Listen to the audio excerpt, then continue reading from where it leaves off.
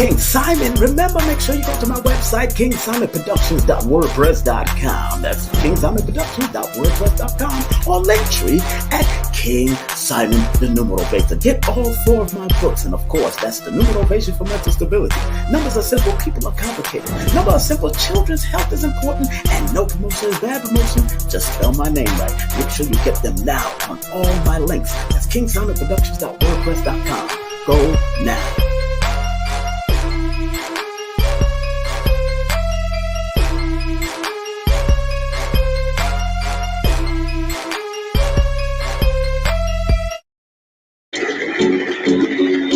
Oh, yeah. We have a good show. We have a good show. We have a good show for you tonight. We welcome comedian, actor, and entrepreneur featured in movies like Cashapp and Baby Boy. And of course, he's been on BET Comic View. He's been on Uptown Comedy Club. We got the one, the only, Freddie Ricks on tonight. Yeah, baby, it's going to be off the hook. I'm telling your family you want to tune in and keep it locked in. Of course, want to remind you, if you want to spread some love, all you have to do is go to Cashapp. That's $ King Simon 3158. That's $ King Simon 3158. You know the deal. And don't forget PayPal, baby. PayPal.me/King Simon. Also, my team members will be here. That's right. Sister Nujurney and, of course, Sensei Shirley will be here. Also, if you want to do that double session, we only got a few more weeks of January. So if you want to do that double session with me and Paris as we rocked the house the last time we were on, all you have to do is text that word double to 347-496-1022. That's 347-496-1022. And we will help you out. All right? It's all about the guidance. If you're looking for health insurance, family, make sure you go and get that health insurance done right now. Throughout the tri-state area, you can get that health insurance for free if you are eligible. All you have to do is contact ShirleySTC@gmail.com. That's ShirleySTC@gmail.com. And don't forget my boy Lloyd Strayhorn, my good friend Lloyd-Strayhorn.com. Make sure you go to the website, get his books, take his classes, and don't forget his newsletter. He's doing all of that. And of course, my course, the 8-hour raw uncut course is $333. Text the word course to 347-496-1022. It's a raw uncut 8-hour course for $333. We went up another notch, baby, because on Udemy it's going to be $109. So, and that's only going to be like an hour and a half, just an introductory. But this is the full course meal if you want to take my course. Also, if you want to get my books, please go to King Simon at Linktree. That's King Simon, the Numeral Beta at Linktree. That's King Simon, the Numeral Beta at Linktree. If you want to do a session with me, please text your full name and date of birth to 347-496-1022. That's 347-496-1022. And remember, content disclaimer, family, content disclaimer. The views, comments, and opinions expressed by guests and speakers and authors on this YouTube channel do not necessarily reflect or represent the views, opinions, and held by this channel's broadcasters and its sponsors. And also, don't forget, copyright disclaimer under the Section 107 of Copyright Act of 1976. Allowance is made for fair use for purposes such as criticism, comments, news reporting, teaching, scholarship, education, and research. Fair use is a use permitted by copyright statute that might otherwise be infringing. Yeah! Are you ready? Are you ready? Are you ready? Are you ready? Are you ready? Are you ready? Are you ready? Are you ready? Are you ready? Are you ready? Are you ready? Are you ready? Face everything and recover. Face everything and recover. See that shirt? Are you ready? Are you ready? Are you ready? Are you ready? Are you ready? Are you ready? Yes, I'm ready. Are you ready? I'm ready. I'm ready. Are you ready? Lord have mercy. Yeah, yeah. Daylight come and me want go home. Yeah. Daylight come on, me want go home. Make sure you share, like. You know what it's all about tonight. We got a dear friend of mine's coming up. The brother name is Freddie Ricks family. His name is Freddie Ricks. We're going to be bringing him up momentarily. Just want to thank each and every one of y'all for tuning in and locking in. And it is now about 9 minutes before the top of the hour, 9 minutes before the top of the hour. And this is the brother that's going to be coming on. So tell a friend, tell a neighbor, I'm drinking my tea today. Woo, man, how y'all feeling out there? You know, I was watching Kaba Hayawata Kamene. Big up to Kaba Hayawata Kamene. Give him a round of applause. Yeah. Give Kaba Hayawata Kamene from all the Hidden Colors series, everything that Tariq Nasheed ever done as far as consciousness, Kaba Hayawata Kamene has been on it. So I'm honored that I'm going to be bringing him on back soon. And he said something very key on his IG live today. And he says, no matter what they're doing out there, family, we will win. Because we've been through all of that stuff in the past. We've been through slavery. We've been through colonialism. We've been through all the bull crap before we left our different areas, or some of us was already here. But whatever happens, we will win. Just face everything and recover. Big up to my man, King Randall, who got this t-shirt for me.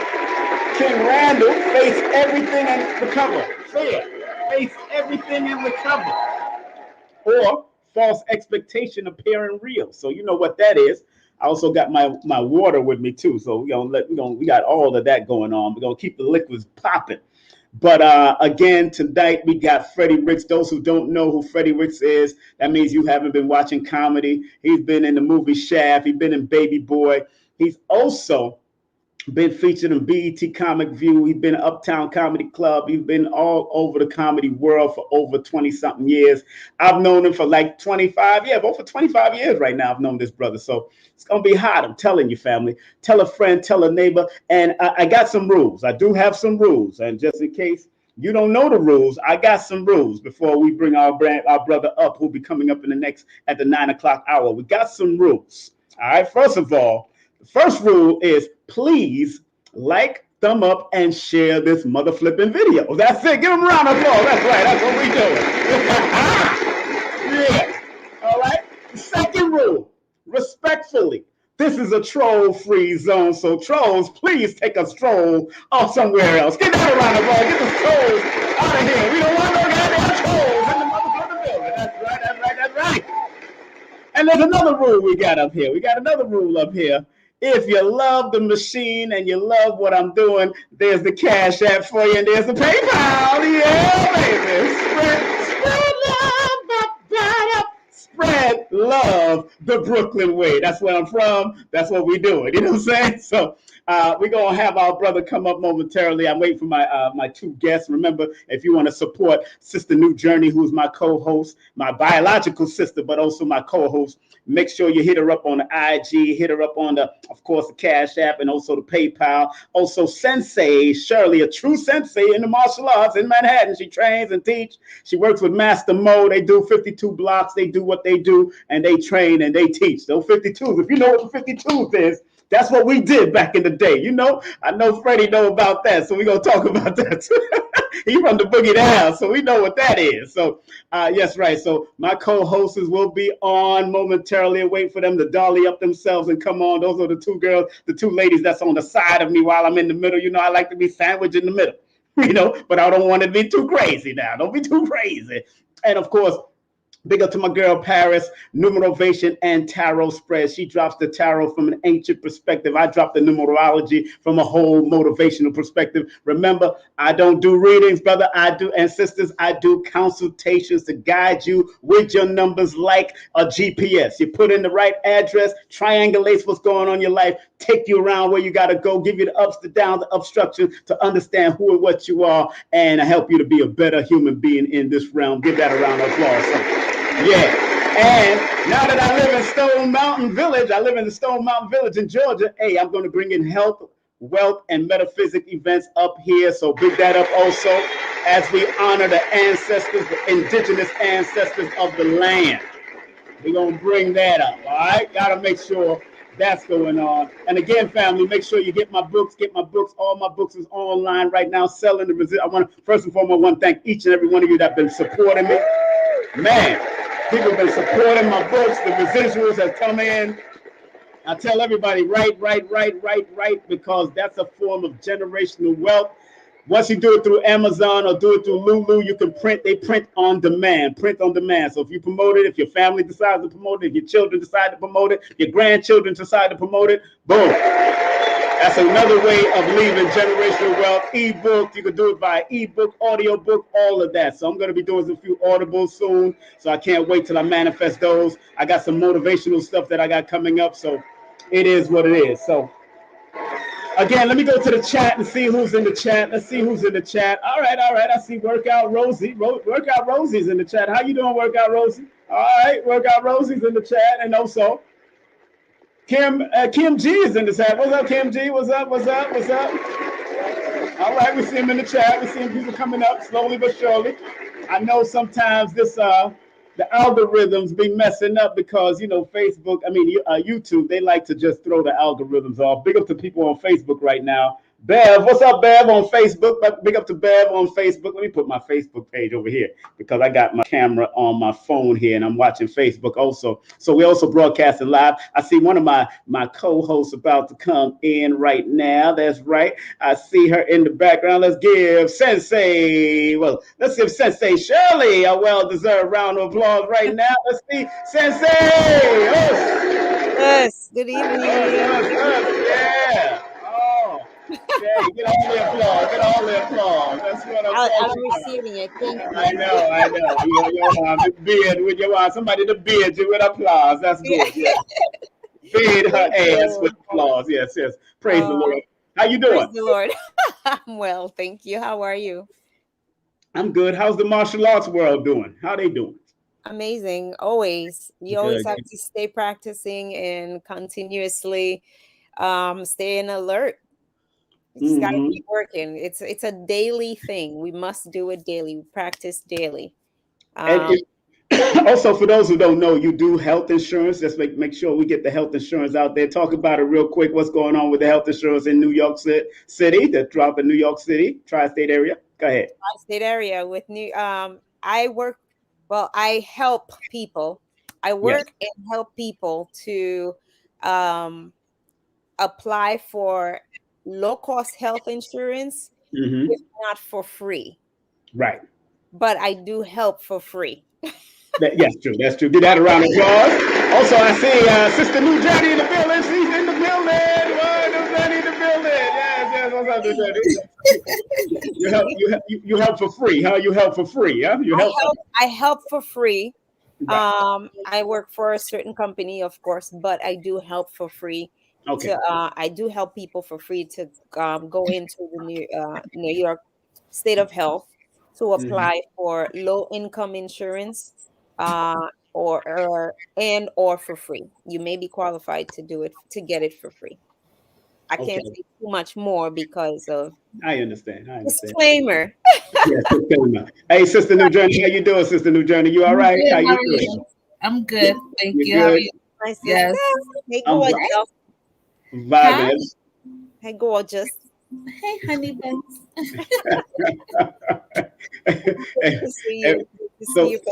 So our guest is in the background, and before we bring him on, I want to make sure I bring him up. And there is a clip that I want to play, but it's an audio clip. I was going to play the visual, but my computer was kind of going crazy, so I said, let me play this audio clip of my dear brother, who I've known for many, many years. It was a dear friend of ours that introduced us back in the day, Uptown Comedy Club day, and his name is Freddie Ricks. But our dear brother was Monteria Ivey, late great Monteria Ivey. I gotta give him a round of applause in the ancestral realm. Gotta give him a round of applause in the ancestral realm. My brother. And this brother Monty, I love this brother so much. When I used to work with him on radio and all that, he always said this, wait till this guy come up, because he was so innovative and all that. So before we bring him on, because I'm going to bring him on like I bring on people in shows, he knows how I do. That's what I do. That's what I do. But before we bring him on, I want to feature him right now. So, ladies, I'm just gonna throw this picture right up, one of his handsome pictures up here in the front, and I want everybody, family. This is my brother who did a show. He did a show at the at the New York at the Black. At the New York Black Expo in 2014. I'm gonna play this clip right now, and I want everybody to listen carefully. Then I got something for the police. They mess with me. See, I change up on them. Do it all the time while I'm driving. Get that over aggressive cop. Let me see your license registration. Man, I'll knock you out, will you? Yes, but you can't do that. You gotta use your brain. I take a page from my OG sisters in the building. See, all of y'all got a stupid girlfriend call you 3 o'clock in the morning for the same nonsense. What y'all do? You sit on the phone and give them a chapter from the Bible or something your grandmother said, and you hang up and you say, you're stupid. Yeah, see? I learned from that. So what I do is take from y'all. You took her someplace brilliant. You took your best friend somewhere brilliant. And that moment, you diffuse the whole situation. I do the same thing when the police mess with me. Take them somewhere brilliant. I can't wait for the next one. I'm going to take them to Shakespeare land. Or I'm a straight off fellow him. As soon as he's, let me see your license registration. My Lord! For I knew not that thou should have papers to operate a chariot as this. I pray ye, my Lord, do pardon my ignorance, for I am overcome this very moment. Get out of here. Just go on. Get out of here. Wait. You don't want to hear that voice if you travel out of the country, though. You hear that voice and see that white wig, you messed up, homie. You done stumbled under a whole nother set of Commonwealth law. You don't know anything about this courthouse. You could be in child support court. It's over for you. As soon as you walk through the doors, it'll be a dude with a red robe and a horn. Hey, hey, members of the kingdom, docket number 074314327, all seated, please. Indeed, it thus saith that thou had fathered a child into the world, courtesy bastardly procedures. And Shamika Bradley has thus claimed that thou art the father of bastard child Bam Bam Bradley. And so, what saith ye? My lord, I know not this wench. For I know nothing of this woman, my lord. For I to be held in contempt for gazing upon such a lowly wench beneath me, she art. Lies, my lord, lies indeed. Lies? Lies, I, Shamika, the liar? For it was he who bringeth me to the Black Expo. There at the Pennsylvania Hotel, he giveth me cupcakes indeed. And then, unbeknownst to me, he thus have a room within the confines of thine hotel. And there, my lord, he bringeth me. I have forgotten how raunchy this joke is.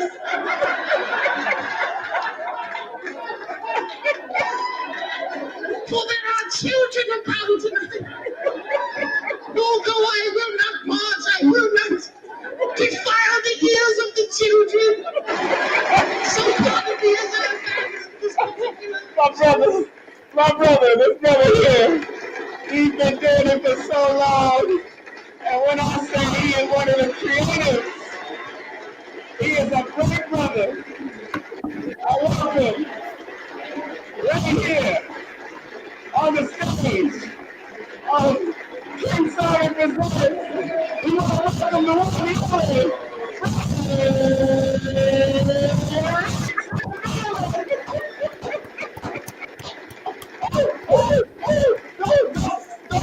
coming to them to place. Hey, Freddie. Oh, you Freddie. Shalom, King. Shalom. Shalom, my brother. Shalom. Yo, I had to, you picked that clip of all the clips. Yo, I looked up, right? And I was at the Black Expo. Yeah. And you know what I mean? Yes, sir. I was professional up until that point, and I realized where I was going. I was like, ow, ow. But you know what, Freddie? I want to know the ending part. There's no kids at this point. What is the ending part of I don't even know if there's a sensei on this show. Lord knows I don't want to slip up. You got a sensei up here. Last thing I want to do is come to Brooklyn and be like and get chopped up. Yeah. You feel better, idiot boy. I ain't gonna come to Brooklyn no more. This be like, Stand up and take this clinic card and go get yourself checked out. I do it for free. Hey, Freddie, she from Harlem. from Harlem, that's even worse. That's right around the corner. Right. Come here, idiot comedian boy. May I box you up good? Hey, Freddie, she from Haiti too. Don't even mess up. That changes the game. Yes. Oh, you want to play with me? You want to play with me? Oh. Hello, my sisters. How y'all doing, man? My brother, Freddie, let me introduce you to these ladies, man, because of course, Sensei is Sensei Shirley. That's the Sensei, and of course, Sister Nujurney, which happens to be my biological sister. So, my daddy's side. Your pappy side. It's on your pappy side. So you part of the King Seed, huh? The King Seed, the original King Seed. Part of the King Seed line. I know it's very extensive. Oh, you know. It is very extensive. When I met King Simon, there was a girl outside of the Uptown Comedy Club going, Simon, really? Really? Chosen pick me? Chosen on him? That was in '94. Yo, one time I'm coming out of the club, son. I'm coming out of the club, and a woman gave me 1,000 condoms. I said, "Why you gave me this?" She said, "Because I heard how many children you already have." Wow. Yeah, that's Simon Seed. Where they come from there? Back when I was at SOBs, son. Back when I was at SOBs, it was crazy. Man, every woman you met, you probably had to take a blood test, bro. As you mess around, them kids would have came out, mommy. Oh, no. I go there. Is my name Simon too? You're terrible. I have a friend of mine that swear that I have 10 of them, 10 more. I got 9 children. She always said, "No, you got 10 out there." I said, "You must have gave me that 10. You must have gave me that." You ain't know that one. Look, she tell the truth. She was like, Yes, you have that many right here in Brownsville. But what about Bed-Stuy and Flatbush? You forget about Flatbush? Yo, family, we got the one, the only Freddie Ricks in the building. Freddie Ricks in the motherfucking building. Now, Freddie, I gotta go back because you were one of the favorites, definitely, of our dear friend Monteria Ivey back in the day, and I miss the brother because every time I used to be, if I couldn't make it, he said, "Man, you're gonna miss Freddie Ricks. You're gonna miss Freddie Ricks, man." He said, "This guy is so innovative. He imitates. He does all that stuff." And you was doing it, but what got you into the comedy? That's what I want to know. Cause I know you've done acting, you've even ran for politics, So what got you into comedy first? What was your first love? So what happened with me is my homies was the first one to tell me I was funny. Just for me bugging out and all that. And they stuck me on stage at a gong show with like 2,700 people there. Mm-hmm.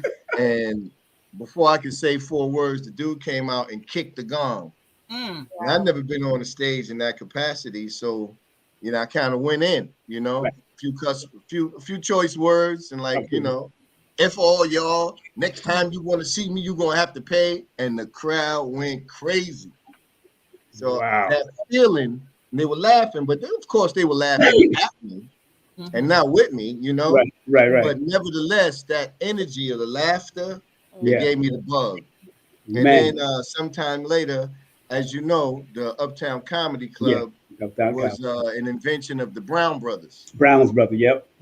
My elder brother, who was the funniest man I ever known to this day, was married to one of their cousins, right? And we lived in the same project complex, and we were cool, you know. So one casual day, we bumped into each other, and I was actually trying to get this comedy thing going. You know, we could talk about why I didn't want to go to those other places in a minute, Right. but you know, I needed a place to get my chops up, and he told me about the Uptown Comedy Club, so I went. And I saw there who was the first comedians I saw, like Face Man. Face Man, man face. Yeah, GQ. Yes. Hugh Moore, Hamburger. You know, yeah, those dudes. There's a whole group that I came.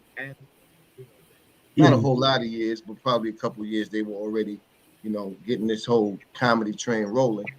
And yeah, I came in, you know, after those guys. So, you know, next thing I know, Monty was like, you know, hey, you wanna be on the show? You gotta pass the New Jack segment, you know. Yes, Monty, he got the New Jack.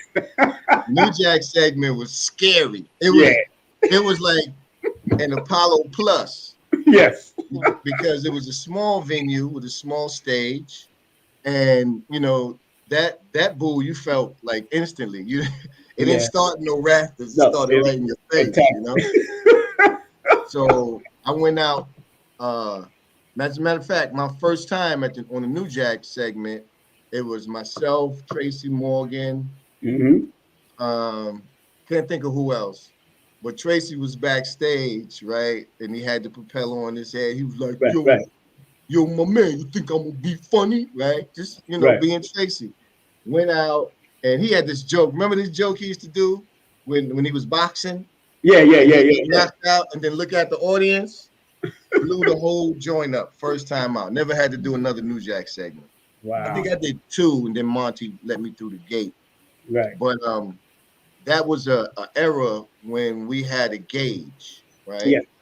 And if you notice, I'm sure you noticed the content of the things that we spoke about then has drastically changed. You know what I mean? In spite of, you know, Def Jam, we like to blame Def Jam, but Def Jam, you know, it was just some inner city cats, you know, a bunch of hood cats, if you will, just expressing themselves the way we express to one another. You get what I'm saying? Yeah. But the mindset, if you will, you know what I mean?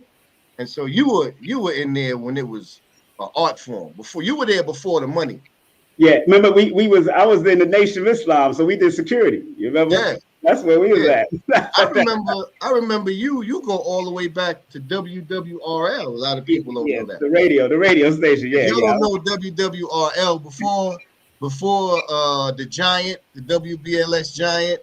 Yeah. We used to go to that's when DJs used to go, hey, this is Jerry. I came from that legacy, yes, sir. Yeah, King came from that legacy. He had his segment. This is what was your radio name? It wasn't Simon Templar. This is Simon Templar. You understand? This man, you know, if I may, like a lot of people are artists, right? Yeah. But express their craft in different ways. You get what I'm saying? Yes. You've always had a love for comedy. Yeah. Which means that you've always appreciated comedic timing. Yes. Sir. Which means that if you get in front of 1,000 comedians, you'll be able to pick out, you know, not based on what you like, but based on what's funny, delivery, technique, and this, that, and the other, because you've been around it from day one. Yeah. So my point is, you've been an artist throughout all this time. Yeah. Yeah. You know what I mean? Yeah. And that deserves some recognition and respect. You've always been an artist, you know. Thank you. Any radio personality is an artist. Thank you. And even in reggae, you remember I used to do reggae. Yeah, the reggae, you've been a promoter. Yeah. You could have been a comedian. Yeah. All you would have had to talk about was them 8,500 kids. And 8,500. Went from 1,000 to 8,500. Because nobody really knows the number. You got to go through Flatbush. You're terrible. Now, so which one of y'all gonna ask him a question? I'm gonna pass it on to the ladies before I come back. Yo, Sensei, be nice, yo. I don't want to fight, Sensei. You be nice. Not unless it's necessary. But tonight we want to say thank you for coming, and thanks for gracing us with your presence and your comedy and your artistry. Um, we're greatly appreciate you being here tonight, and welcome, welcome, welcome. Well, thank you And for having me. Thank you so much. you're I very don't do a lot of social media platforms, not for any reason, you know. During the era of the previous COVID dose, yes, you know, there was a lot of stand-up comedy on, and I couldn't feel it. You know what I mean? That's just me. I'm not knocking it, but it's right, just not something I was able to get into. You know what I mean? I'm like I can go in here, but the setting has to be, you know, Right. you can put me on a right. dark stage with a spotlight. Yeah, I'm cool. I don't care who's in the room, but there's hmm something about the social media I just couldn't get. I'm not saying it's good or bad. It was a right. great platform and a necessary one, but I just never really jumped on that bandwagon. Yeah, So I'm I glad to be understand. here. Yeah, thank you. Yeah, I'm glad I understand what you mean by that. Because actually that was going to be one of my questions. How did you deal with the whole shutdown of the pandemic, knowing that most artists were really coming out to actually do something? Um, we had live concerts, we had a live clubbing, and still do.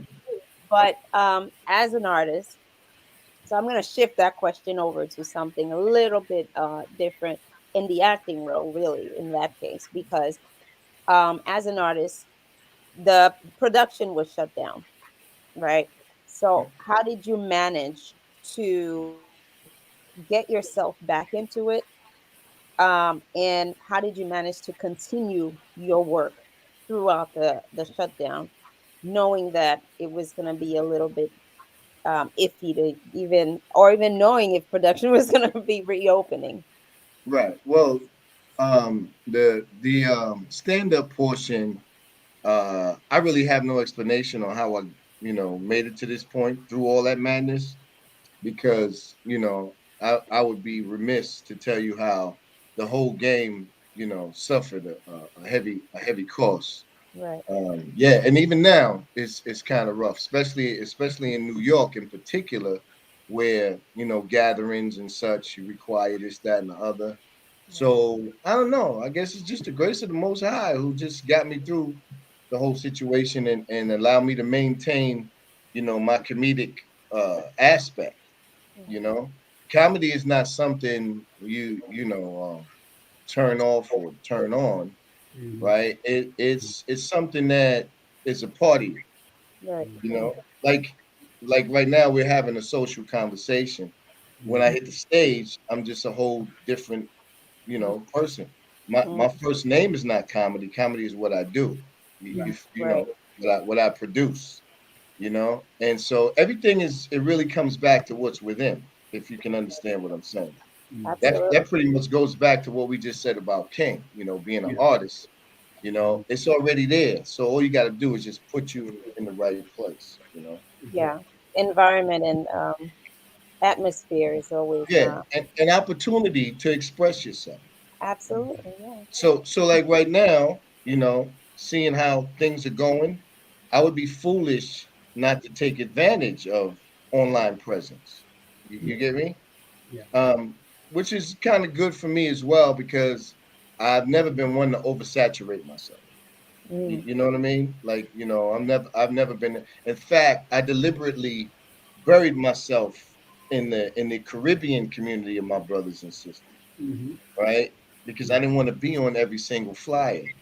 So I was the host at a club in Brooklyn called a restaurant in Brooklyn called Footprints. I was there for 18 years, you Wow. know, and I used to go to Jamaica a lot, and I used to get there. They'd be like, "Freddie, you're an honorary Jamaican." Yep. I never tried to portray myself as such, but Caribbeans, my Haitian brothers, my Haitian sisters, my Trini brothers and sisters, all from the West Indians, the Latin speaking. I happen to know that we're all one. You follow me? Yes, sir. And so, it's a good thing for me to appreciate all of our cultures. Yes. So that's the part I embrace, and I'm able to, do that on stage. if you don't mind, I'll give you an example. I did the we call it the big Caribbean festival with Squeeze. Yeah, Squeeze. David. Yeah, so it's like 6,000 people. They Yep. all Caribbean, That's right? right. That's right. You got two bands playing for 18 groups. Right? Yep. You basically. So I came out and I'm like, yo, I'm a Yankee. That's all right with you? Right? It was like one of the dudes stepping, yo, go and tell your jokes. Yep, exactly what they gonna tell you. But I just wanted it to be established because it's really an insult. Yeah. To the Caribbean community when someone tries to portray the culture and they're not the culture. It's equivalent to the culture vultures that we've experienced throughout life. To take all our swag, you know what I mean? And it's not to say that you're not one of us. It's to say like, come on, bro, you ain't never put beans in your oxtails. You follow what I'm saying? Right. So yeah, like you don't know about black rice. Right. The only thing you know about, if you get the right Haitian in one of the movements, they'll be like black rice matters, black rice matters. And it does. Yes, it does. It matters very much. Absolutely. And that's the point I'm making. It's like I love my Haitian brothers and sisters. Exactly. So why wouldn't I not pay attention to the culture and respect it and embrace it? That's right. Without trying to become someone else. My folks are from Georgia and North Carolina. You follow what I'm saying? Right. So I know I grew up with all variations of Caribbean, you get what I'm saying, and South American and Native American. A lot of us never paid attention to those being the people that made up the project environments. That's right. I live right on top of a family called Singho, a pure Native American. You get what I'm saying? Right. And when they said they was, and I mean, dude, the older brother, he would come out. He had the whole fringes on the side of his pants and leather and all that. You get what I'm saying? Yeah. But we never really pay those things any mind, So we just kind of grow up and we never wonder why we're all oppressed together. Why we all get shot by the cops in the same capacity. Why you follow me? So I just always kind of said something ain't right. These people ain't no different than us. You know what I mean? That's right. That's right. The people that are just tuning in, we have Freddie Ricks with us right here, right now. Our guest, comedian, actor, entrepreneur. Make sure you hit him up. You can contact Freddie at his email, of course, fricks546@gmail, and also spread some love at his Cashapp. That's $ that number right there. And of course, his IG is Freddie_Ricks546. And of course, Facebook at Freddie Ricks. Now, Sister Nujurney, what question you have for Brother Freddie? Brother Freddie, thank you, thank you for joining us. You're welcome. You're welcome. So thank you. It's a real honor. Anything like if King could call me, I don't know what part of the world he's in now. I'm in Georgia now. I'm in Georgia. He's all over the place. He's all over the place. You know what that means, right? More king seed. You're gonna get down there. It's gonna be a whole group of kindergarten kids going. I'm gonna have some more nieces and nephews, is what you're saying. I got hey Freddie, I got 11 grandchildren now, so that's what it is. Wow, that's a beautiful thing. Hey man, listen, brother. Let me just say this about you, right? And my mentioning the magnitude of children you made shouldn't be like somebody looking at it like it's a joke. It should really be something that people calling you and saying, well, how did you do that? And how do you have 11 grandkids and still look like you're 34 years old? And I seen you in videos doing whole duck rolls and kung fu moves. Exactly. You get my point? So it's not a slight. It's really a compliment. By all means, it's a compliment. It's like saying, yo, look at our brother. He's boasting about 11 grandkids. That means, you understand? Yes, out of the 8,500 kids he had, he got 11 grandkids. Got 11 grandkids. It's more coming. More coming. Go ahead. Yeah, that's a beautiful thing, man. Go ahead, Sister Nujurney. Please ask the question. Okay, well, I grew up where you had I'm sorry, I had it and then you threw me off. I grew up in the era of Eddie Murphy, Red Fox, I'm gonna say him, Bill Cosby. You know, who influenced you? Who were your influences? Well, in all honesty, I grew up in the era of heroin and crack. Yeah. So my influence was the streets primarily. There you go. You get me? But now, as I reflect, what I was exposed to, yeah, I got to go back because I didn't have those gurus at the time. Okay.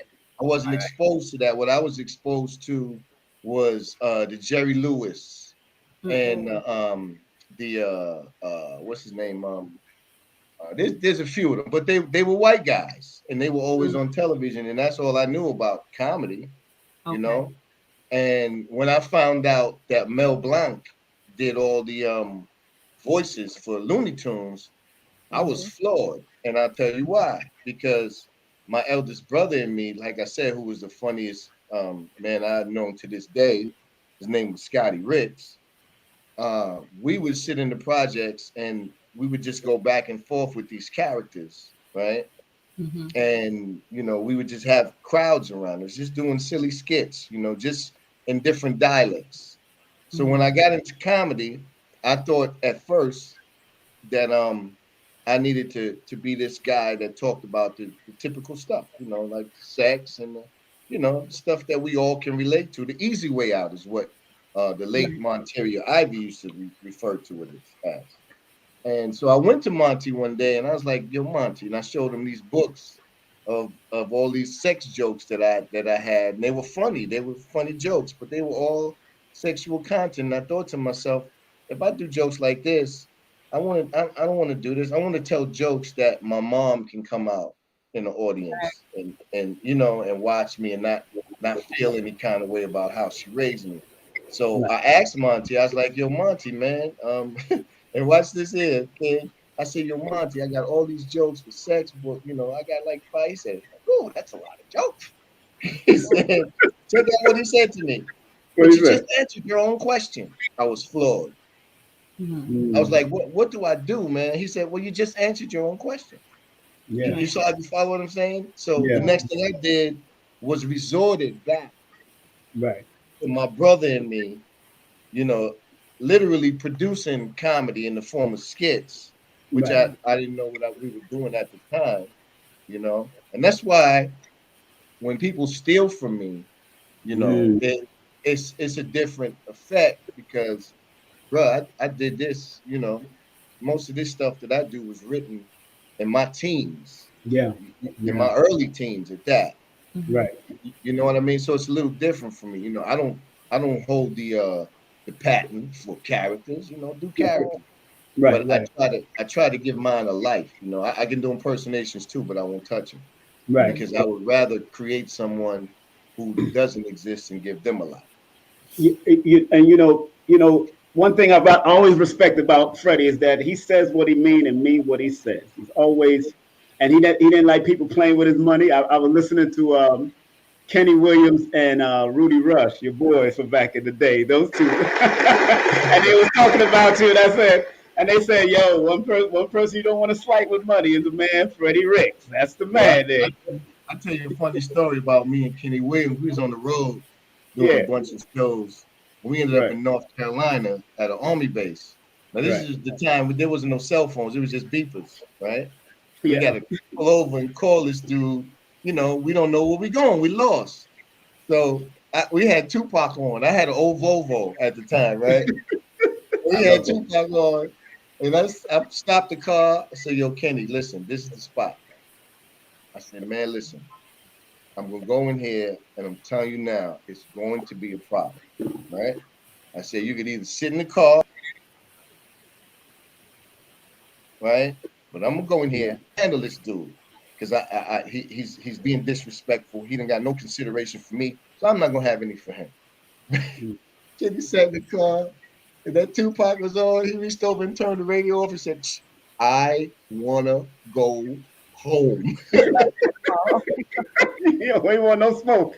Yo, I ran out the car. He diffused me like that with that one thing he said, you know. So I went in there and I handled the dude a different way. I still handled him, but it wasn't in the capacity that I want. The cop still came and everything, you know, a little short deputy or whatever. Still showed up, but it didn't go the way I thought it would go. In other words, which is a testament, really, to comedy, man. Exactly. You know? Exactly. So, yeah, I mean, I never tried to be a tough guy, right? But I've always been a man, you know. Right. That's it. Just treat me with that respect, and we good.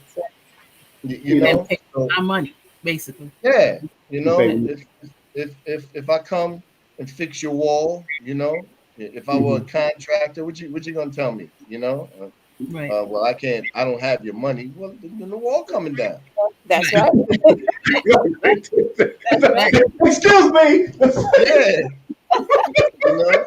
That's my money on all this shit coming down.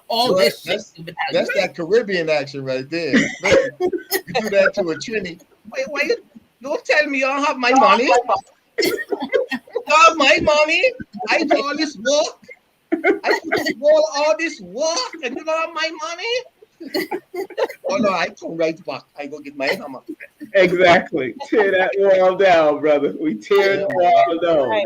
It's gonna come down like crazy, though. We do that to each other. Yep. Yeah.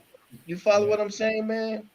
Yeah. It's bugged out. We really want to get funky with the comedy. We can, you know, about how, you know, people come into our circle and they got their very own, and how we got to struggle. We've been struggling. You know, it's bugged out to me how after all these years and all this proof positive of the money that we can generate, you know, with this art form, how is it that we don't have a string of even small comedy clubs throughout the nation?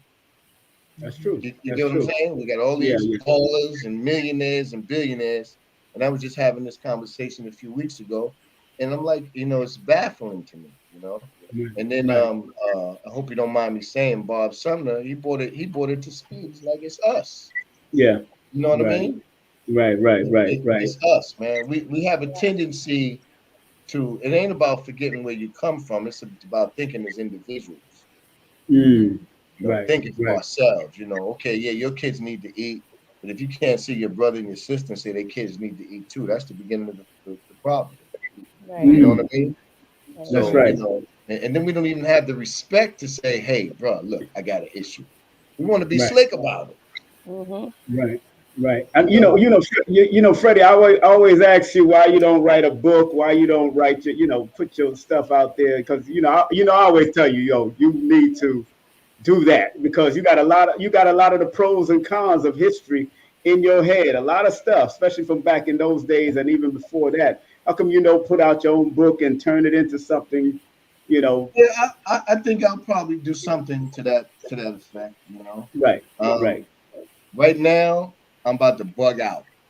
You know, I'm about to put together some videos. Okay, good. And some musical stuff, you know, some spoof stuff. Okay, good. What do you call it? You know how you remake songs? Yeah. You know what I mean? Yeah, I'm about to have some fun and just, you know, go back in the day with the R&B and remix some songs just for our people. Like, you know, if you riding in the car, you want to hear something stupid, you know, it's not full of ill content, you know, and just laugh, you know, like that, and along with some skits as well. Because you always have talent. I see Rob Stapleton, he writing movies and doing the same thing. So, you know, that's a good look, man. I think you do well in it, you know. But go ahead, Sensei. You wanted to ask a question? I'm sorry. No, it's all right. I do. This is just to shift over a little bit back to politics. Do you ever plan on running again? Absolutely not. You better round of applause. let me share openly and honestly with that experience. Yeah. I'm in the South Bronx in the district at the time with 210 Black and Latino people as residents. There were 5 Black businesses, 5, to service 210,000 people. Like I said, I grew up in the era that I grew up in, and I remember going to Mama's penny store and getting candy. I remember my Latino brothers and sisters ran the bodegas, and I'm looking at this change, and I'm like, well, these Arabs, they look like Latinos, but these are not the people I grew up with. They running all the grocery store chains now. So I did some investigation. I'm like, oh, so this is a government thing, where they all down together and they get these loans and they send the money back to their nations, right? So, long story short, I'm like, man, I'm gonna go in here and I'm gonna change it from the top. Never had ran into any politics.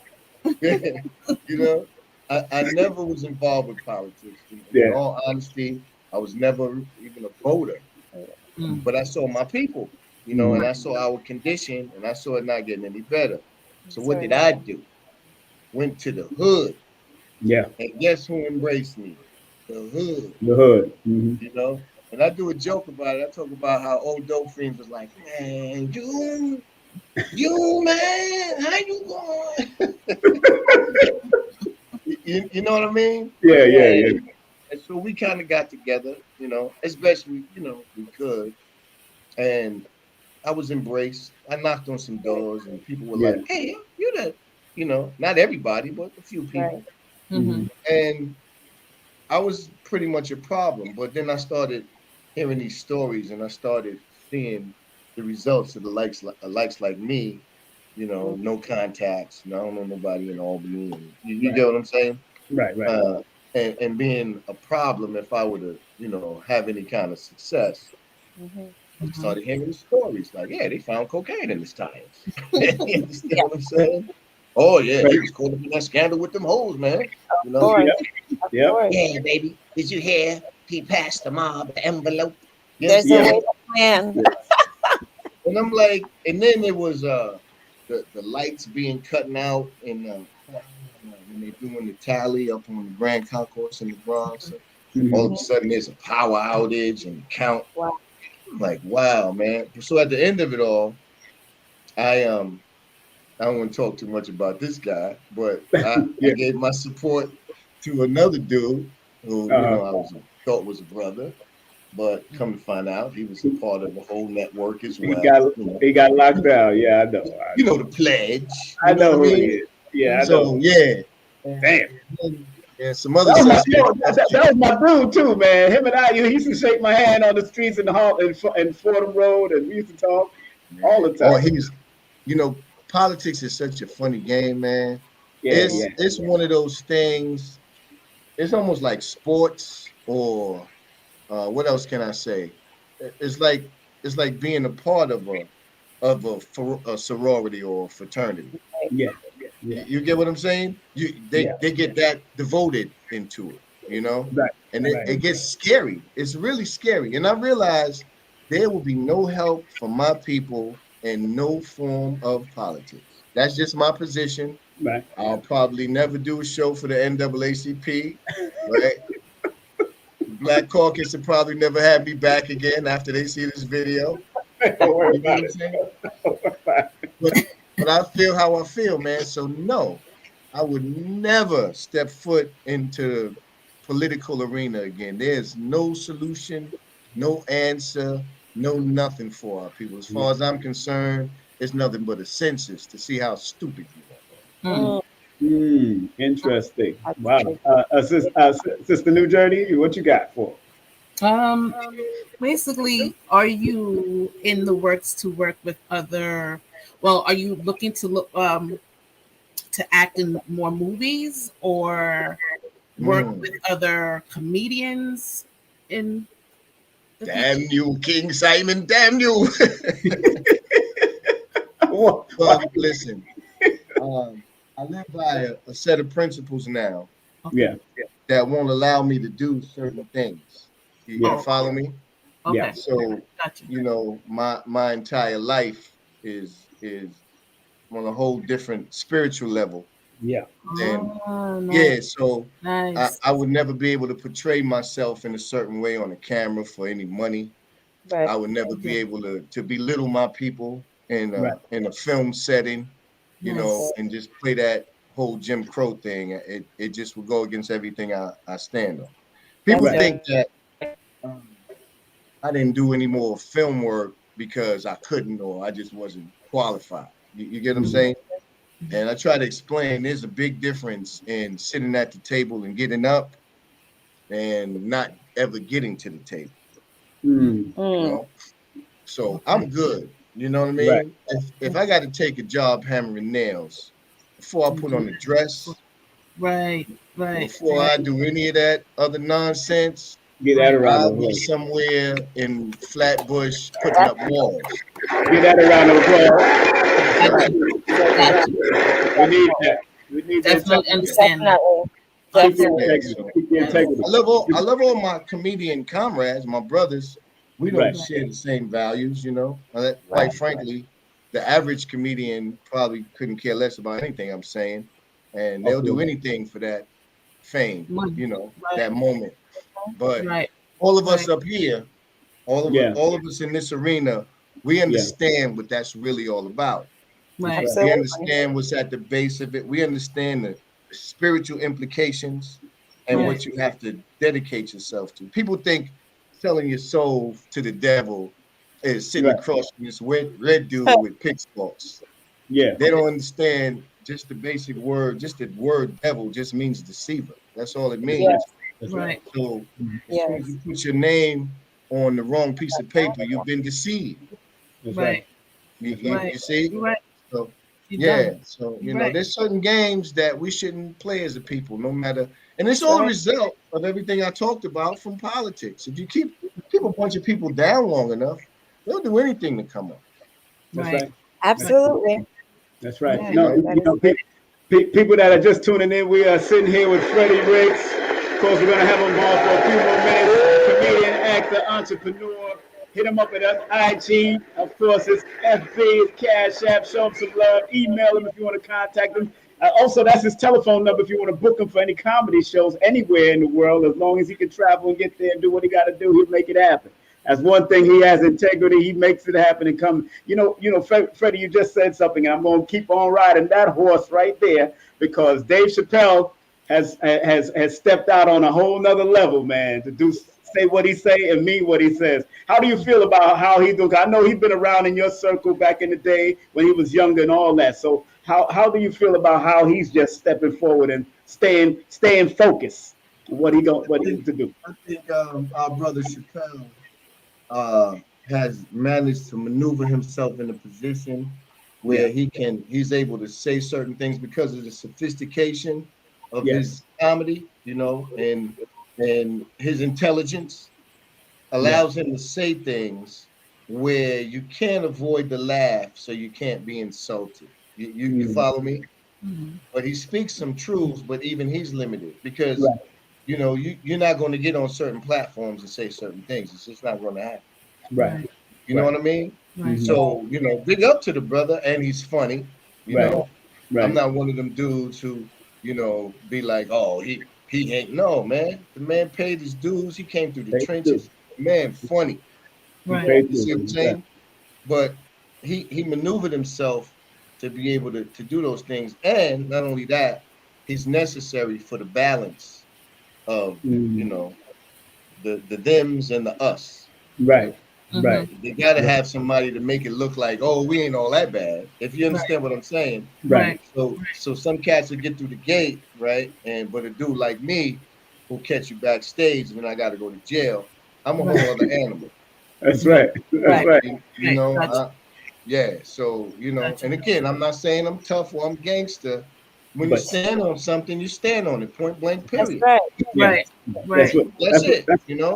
That's what I like about that's what I like about Corey Holcomb also. Corey, he stays on what he. Yeah, he's another one. Yeah, he's another one. We don't share the same spiritual perspective, but he's a man. Like that's the problem. Like we don't have a lot of men in art. You follow me?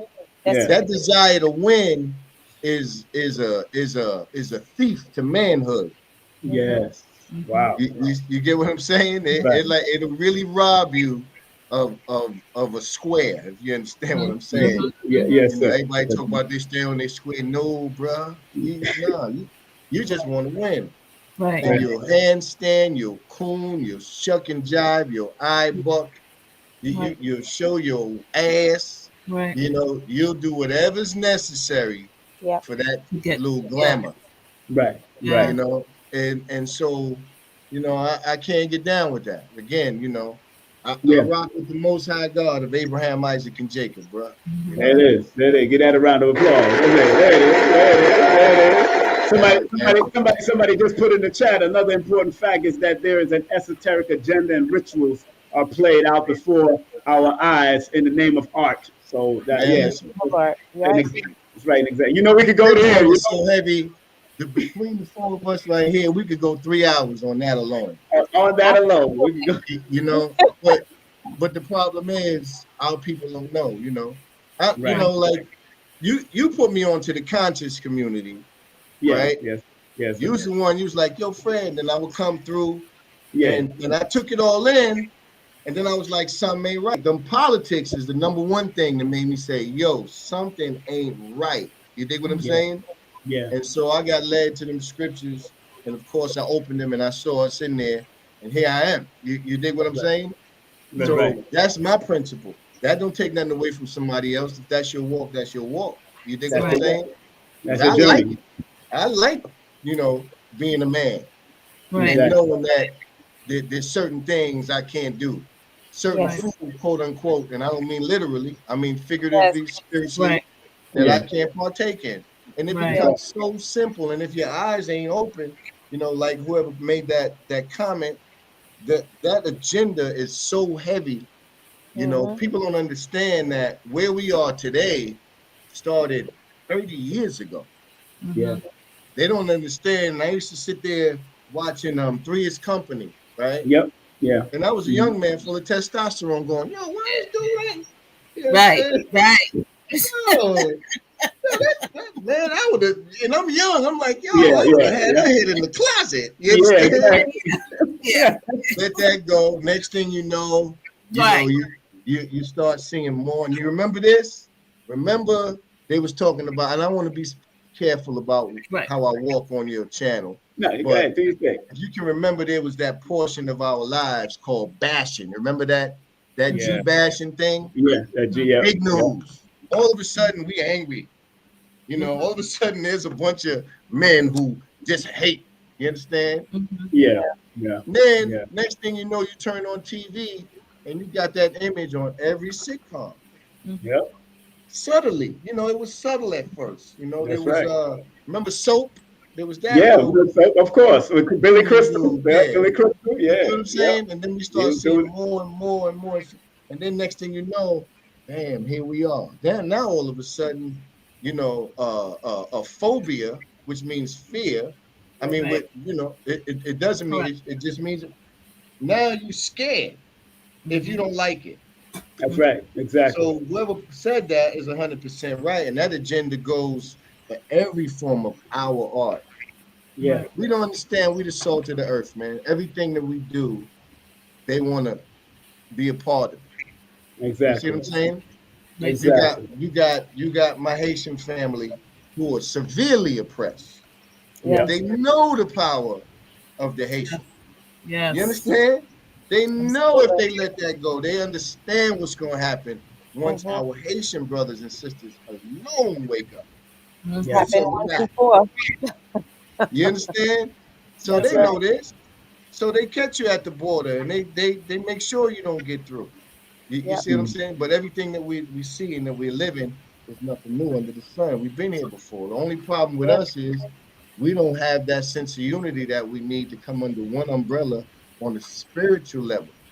Right. They get us with all this other stuff, with these religions and all that. That's all divide and conquer, man.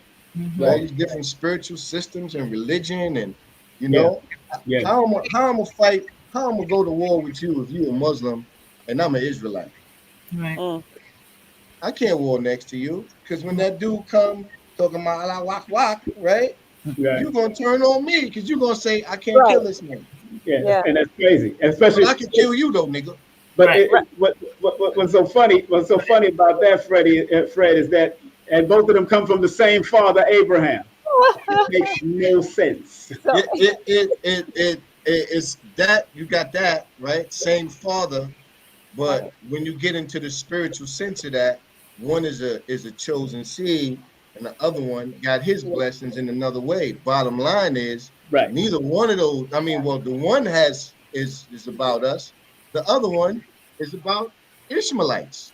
Yes, exactly. They don't have nothing to do with us. It's something that they made. All we ever really got to do is look at when these things came about, opposed to, you know, like people like take the African spiritual systems, quote unquote, for example. People like to say, oh, they stole it from this. If you go through the biblical history of it all, and I didn't know we was gonna get into this kind of gangster. No, we just touch it. We just touch it. If you go into the biblical history of it all, you have Ham, black man. Yes. You had Shem, black man, and you had Japheth, black man.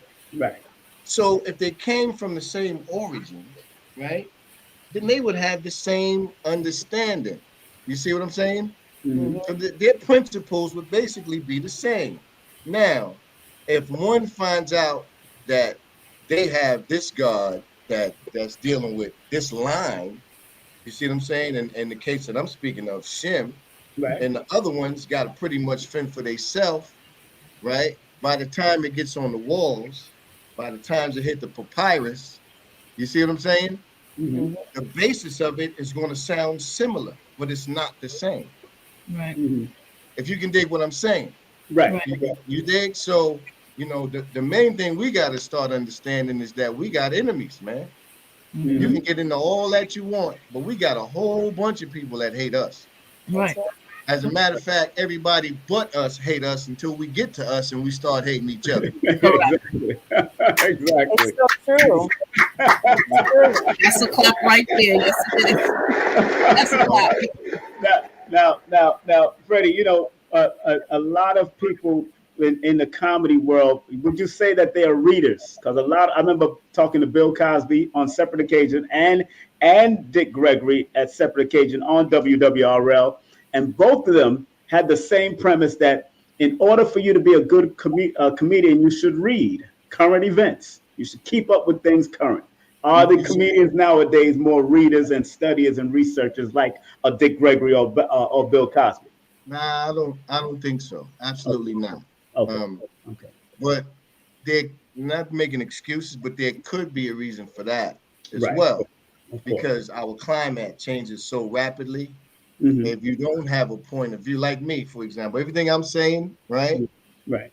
And ain't nobody gonna come out to the NJ Pack next month to see me and want to hear this truth. They want to laugh. They want to laugh, of course. You understand what I'm saying? So either I'm gonna represent myself and produce some funny stuff based around just me being a man without cooning and this, that, and the other. Right. But I can't. It ain't gonna work, bro. So, I'm a comedian, and this is the mindset. You know, the thing is, I've even had comedians like, "Oh, this nigga supposed to be a comedian because I post things based on what I stand on." I seen it on Facebook. Yeah, I seen the arguments you had on Facebook. I seen it. Oh man, listen, it gets bad. It gets real bad, and I hope my brothers, you know, don't walk away feeling like, you know, bad or mad at me. I just tell the truth. I give you what I understand. That's it. I'm not going to speak my own words based on something that was here long before me. You see what I'm saying? Exactly. So the average comedian just wants to win. Right. Truth is not a winning game right now. Truth is stranger than fiction. What? And that truth will get you banned. That truth will get you hated. Yep, you're out of here. That truth will get you shot and killed. Yes. You're out of here. And I have no fear of that, but when I hit that stage, this is my livelihood. Yes, right. You know, I'm told to be wise as a serpent and harmless as a dove. You know what I'm saying? You slip a little bit in here and there. You know what I'm saying? But nobody want to come out and hear about Ham, Shem, and Japheth. Yes. Nobody wants to. I know, right? Unless, I mean, if you say it in a funny manner, I think they will listen. Yeah, because some people, yeah, You know, like I used to do a joke right, before I even came into this understanding about, Right. I don't know if you remember Moses and crack. yep, Remember, I used to do like, yeah, you know, what if Moses would have just gave Pharaoh some crack, you know? And the ladies never heard it. So I'd be like, and Pharaoh be like, Moses, what dost thou seek? And Moses be digging in his pocket. I seek it cracking. It comes in the form of these small rocks called crack. And he gives Pharaoh the crack, and Pharaoh smokes it, and then Pharaoh's like, more crack for Pharaoh. And Moses is like, well, Ramses, you know, the first one is always free. Right. You let my people go. Right. All the You have all the crack in the world. Right. You can have whatever you want, but just let them go. Yeah. So I say all that to say, like, you know, if you don't start off with some level of thought and consciousness about a newspaper ain't gonna mean a damn thing to you. right, Like any old school comedian that tell you, like, if they're from Washington D.C. and they end up in Indianapolis, first thing they do is go get a local paper. Yep, that's And right. find out what's going on in the you know, in the community or in the city or in the town. And that's a good segue to just establish you. You know what I mean? Like if I'm in the city, I wanna know, how did it get this name? You know, where the origins come from. You know, is there anything I could use and utilize in this portion of stand-up that I'm doing tonight that would make sense that people can relate to? I was in Amsterdam one time, right? This was years ago. And I Holland, was I? No, I was in Amsterdam. And I came out and it was hilarious. I didn't know what to expect, but you can't, this is not a game of fear. You know, if you're scared to fail, the comedy is the last place you want to be, because you'll never know what's good and you'll end up a thief. Right. So I came out and I was like, what's up, Amsterdam? Alles good? They was like, alles good. I said, man, I know all about the slave trade. I see they kept some of you niggas for themselves, man. They tore the place up. It went well. You see what I'm saying? But my point is, like, if I didn't know about that history, if I didn't just take a minute to say, well, how these niggas get here? Yeah, exactly. That's how. That's how. I'm saying, I would have never known to just bring that out in a fun way.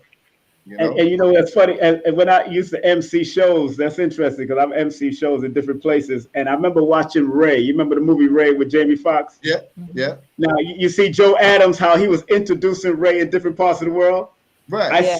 I studied him in that way. And if I would be able to go on the stage and do it in French and Germany and German and Spanish, you got to study your people. You got to know your audience. You know what I'm saying? And have fun.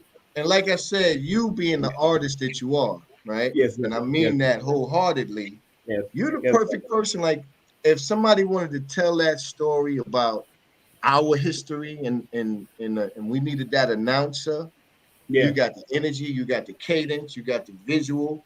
You know what I mean? You can go into the, hey, what's happening? Your time turkeys. You understand? And not only that, not only did you live a portion of that, but you saw it. I saw it, yeah. And you see, like, you know, I think the streets, if you notice, the streets is probably produces the funniest dudes. Yeah. Like, I know some dudes in the hood that would never touch a stage, but are hilarious. Run any comedian under the stage. Yeah. That's right. You know what I'm saying? I'm standing around one time, and these two dudes is going back snapping. One of them said, "Oh, nigga, you so cross-eyed. Every time you walk out of jail, you walk right back in." Man. that's cross-eyed. And these are dudes that would never hit the stage. But my stomach is hurting listening to them going back and forth. But like my brother, my oldest brother, all my brothers are funny, and the dudes that they ran with was funny. So I'll give you an example. You remember Living Color when they used to do that penitentiary talk? Yeah. The philosophication. Yes. My brothers was doing that 20 years before in Living Color. Wow. Right? But where are they from? They're from Harlem in the projects, just like we are. That's where they from. Our observation, you dig what I'm saying?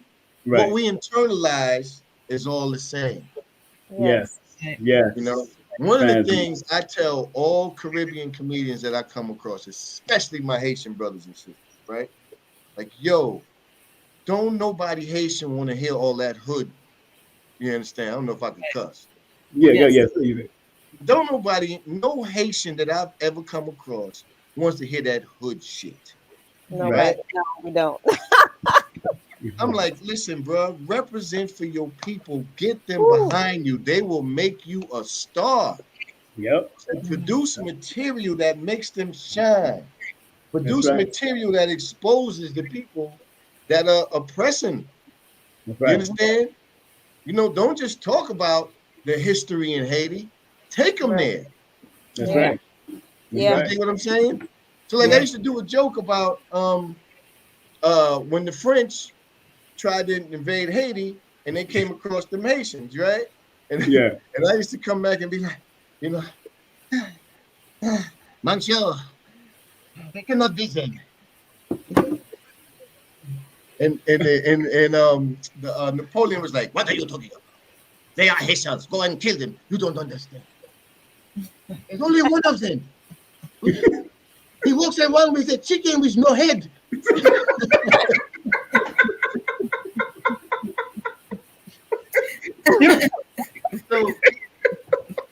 So, you know, it wouldn't be derogatory for a Haitian person to hear, and I'm not speaking facts, it's all comedy, but the base of the joke is y'all can't mess with us. With them. There was Freddie, there was one that was so powerful that he killed so many of the Frenchmen. I was studying the history. One of the generals of Dessalines, Toussaint. Dessalines, not Toussaint, but Dessalines. And he said he set his house on fire. He killed so many men, and he dared them to come follow him in the fire. He just started laughing and walked right into the fire. Man. And just left. Died. You know what they did? Yes, sir. They took that Arawak out of the Jamaican. They used to come down from the mountain and jack them and go back up to the mountain, which is written in the same scriptures I read. That history is there. They took that warrior, spiritual, you know, God's chosen people, his priest element from the Haitian, and turned it into some wicked deeds that they were doing. You understand? Yep. And they took the Jamaican and the Haitian and the Taino Boricua, and they just made them all look like trash. The native indigenous people, you understand? That Seminole Indian and all this, and we just don't get it. Yeah, we don't get it, man. We don't understand. We kings and priests on this joint. That's right. They don't understand it, and so everything that they do is geared towards us. That's right. Right. Everything, all of it, man. You know, you're sitting around, you're scared of COVID, and you in church. Something wrong with your ass. And Haiti didn't even have that much amount of cases of COVID. You understand? What was going on? But don't let them paint that picture. Exactly. Don't let them paint that picture. I'm standing in front of Port-au-Prince Hotel. It's been turned into a mortuary. 1,000 Haitians have been found dead from COVID. We don't want to tell the story if you want to. You understand what I'm saying? Don't want to put that out there. That's right. Yeah. So you know, I do, and I don't want to harp on my Haitian brothers and sisters, but I do a whole joke, and those people that are not intelligent enough, you know, like I had one Haitian girl in Boston get mad, but I'm like, what is wrong with you? I'm bigging you up, right? Yeah. No. And the thing is, it's like how all the Caribbean islands got their Jamaican power. Come back to Jamaica, the way things used to be. Trinidad and Tobago, 17 days and 5 nights. Puerto Rico, round trip, $99. Stay as long as you want. You don't need a passport, except for Haiti, right? Well, and then I go, until you saw the earthquake, You would have never known how fly Haitians was. Mhm. You would have never known how beautiful Haitian women was unless you. And I tell the story about how I was in Miami one time, and this woman was so damn beautiful behind the counter working, and it wasn't a sexual advance. It was like, what the hell is this, And I'm like, where you from? She said, I'm from Haiti. Give me the money, please. $5. You dig what I'm saying? Like, and then when you saw or that, what happened, and Most High in Christ bless my Haitian brothers and sisters, because I know y'all ain't recovered from none of this stuff yet. You dig?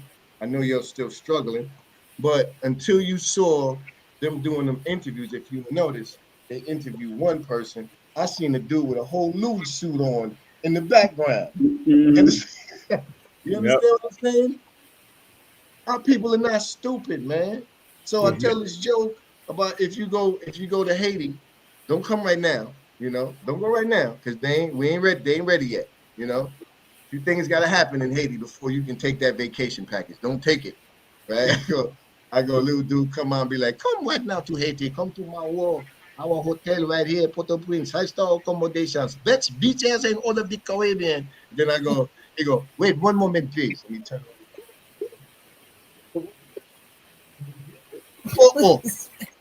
Don't come right now. I have to go. Maybe tomorrow. Today is not good for you, not good for me. But the joke is not a jest about the people. The joke is about the picture that they paint Yeah. about people.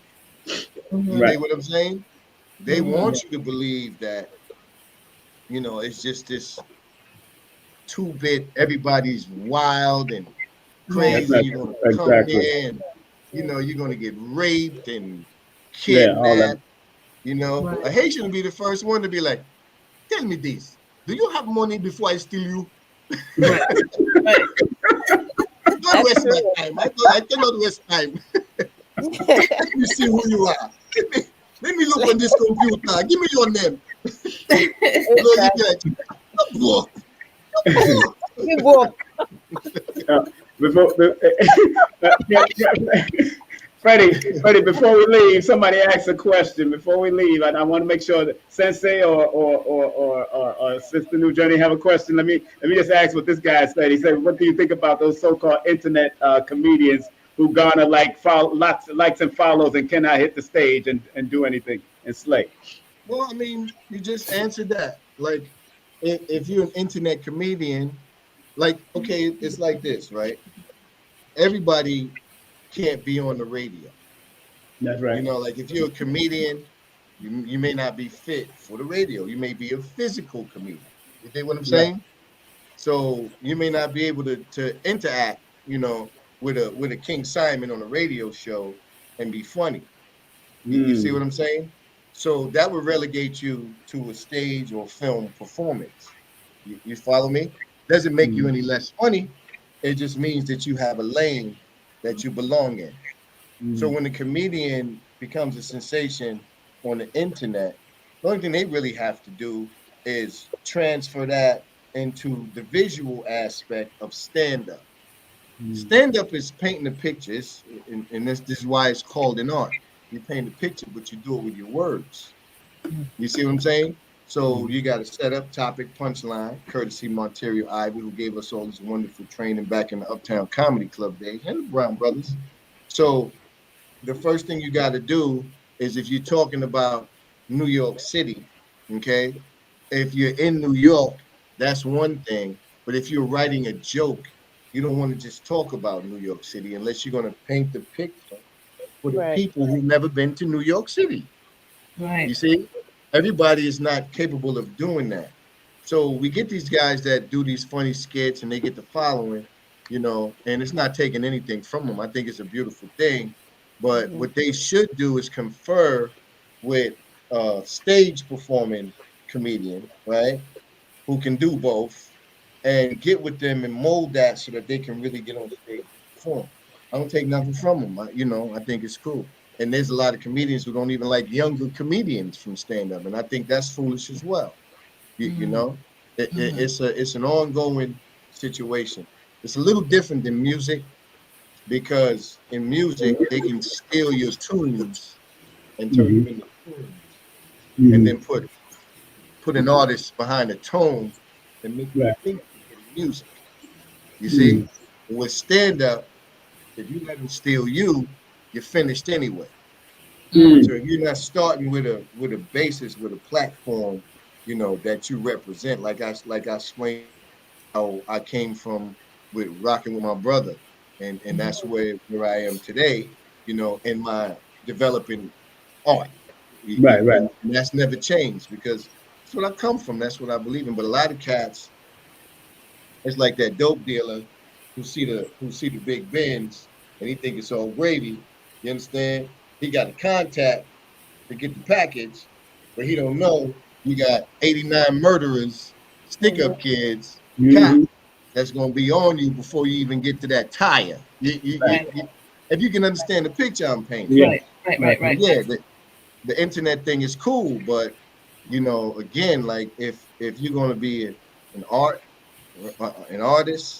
right? You gotta choose your ground. You Right. gotta if you start off and you say, yo, I want to do stand up. I got these funny skits, and they funny, and they be funny, right? And you shoot them. Next thing you know, you got all these followers. Now you got the heat. You see what I'm saying? So now people want to book you based on their perception of you being a comedian. Right. Now it's what are you going to do on that stage? But here's the problem with our people. They get hooked on popularity. You see what I'm saying? Yeah. So if a person is exalted high enough, right, that's enough for them to walk on the stage and get honored before they even open their mouths. If y'all can understand what I'm saying. Yeah. Yes. So the average audience member is there to be entertained. They pay their money. That's They right. come into a venue. They don't give a damn about your spirituality, about your you understand, your feelings today, unless you're gonna turn it into something funny. Man, I need to laugh. My brother is doing 85 years in the penitentiary for something he didn't do. My mom is sick because her diet was terrible. You understand? I never knew my dad, or I never knew my mom. You understand? My job ain't paying me enough. I'm about to. They want to laugh. Yes. Yes. You see what I'm saying? Yes. So anybody want to sit there and hear nothing about no, nonsense that ain't making them laugh. But again, at the same time, that's the development of cooning. That's the beginning of the early stages of the coon. You get what I'm saying? If I pay my money, I got a room full of 2,800 people. You understand that I know want to laugh, and I really ain't got the skill. I'm liable to do or say any damn thing. Yep. Because I want my money too. I want some. I want my money. You Exactly. understand? So if I come out talking about, hey, how y'all doing today? Hey, let me tell you what happened. Wait a minute. Let me put on my makeup and stuff. Wait a minute now. Let me do this here handstand for you. You understand? That's what we end up getting a lot of times. Yeah. That's true. That's So true. there's a lot of, just like music, man. We can say the same thing for music. Ladies, if you have any questions, last questions for them, please drop it on them, and then we're gonna get out of here with my brother. And we got Freddie Ricks in the building, family. If y'all don't know, we got our brother Freddie Ricks, comedian, actor, entrepreneur. All his contact is right there in the front. Take a snapshot. Y'all can snapshot if you're on your phone. Take a snapshot. Any questions, ladies? Any questions? I'm good. I just, want to thank him for coming and stuff like that. You're wonderful. You're great. You have me laugh. Oh, thank you. What about you, Sensei? Actually, do have one last question. It's a three-part question. Okay. For the first one is, what do you do to get ready for a show? Number two, what is your favorite skit to go to for whenever you feel like you need the extra laugh or whenever you're finishing up? And the third question is, how do you get? I mean, well, sorry. The third question is, are you planning on touring anytime soon? The first part was say the first part. What do you do to get To get prepared ready. for a show? Okay, so that's tricky, right? Because nervous energy is good, Very right? important. As long as you have the ability to harness it. Yes. Nervous energy in front of our people could be deadly. Yes. Understand? Because our people like, oh, yo, son, nervous, son. Yes. Yo, you smell that? You follow me? Oh yes. So, nervous energy is a beautiful thing as long as you know how to harness it, Yeah. right? Exactly. So I think a lot of, for me anyway, that pre-preparation, unless it's just general, you know what I mean? I want to go here, I want to go here, I want to go here, and then I want to come back here, you know, can trip you up. You know what I mean? So, my favorite joke, I'm gonna tell you what my favorite joke is. It's a little tricky, right? And it's not one joke. It's a compilation of jokes. Right. And I can set up a room to take them wherever I want to go. If you can understand what I'm saying. So if they come in with me in the beginning and I get a chance to take them to the 1600s or into redneck land, or you get what I'm saying? Or to Haiti or to the Caribbean, if I get a chance to paint that picture for them and tell them how, you know, paint that picture of the mountains of Jamaica, being on two wheels in a bus that they told me was a bus, but was really a minivan in America. And you had to go outside it. Yeah, you understand? So if I can paint that picture, the whole Caribbean. those are my favorite jokes because they require me to get lost. You know, like I do this whole bit about Harriet Tubman, you know, and when I tell the joke, I can smell the damn the marsh. You see what I'm saying? I could hear the crickets and I could see the light just over the firmament enough to just see in front of you. Right. I get, you know. So those are my favorite jokes, you know, when I got the complaining Negro, right? And the whole setup with that is there's always a complaining Negro. There was one with Harriet Tubman, you know, they in the woods and she just, man, she crazy as hell. She gonna get us killed in these woods. You don't know where the hell she going. Talking about some damn North Star. Ain't but one star in the damn sky. You don't know where it's going, right? And then he's like, what's going on? Why she stopped the line? She coming back here? The hell she, what you want, Harry? What you want?